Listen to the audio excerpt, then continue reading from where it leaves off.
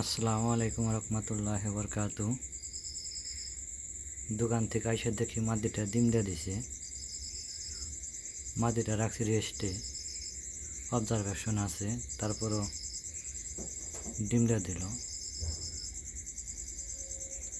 এটা বুঝতে পারলাম না কেন দিল।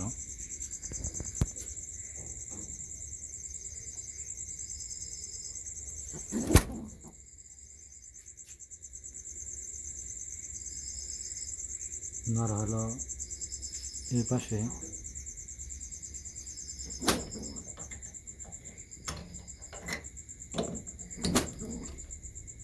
এ হচ্ছে নর। দুইটাই রেস্টে আছে।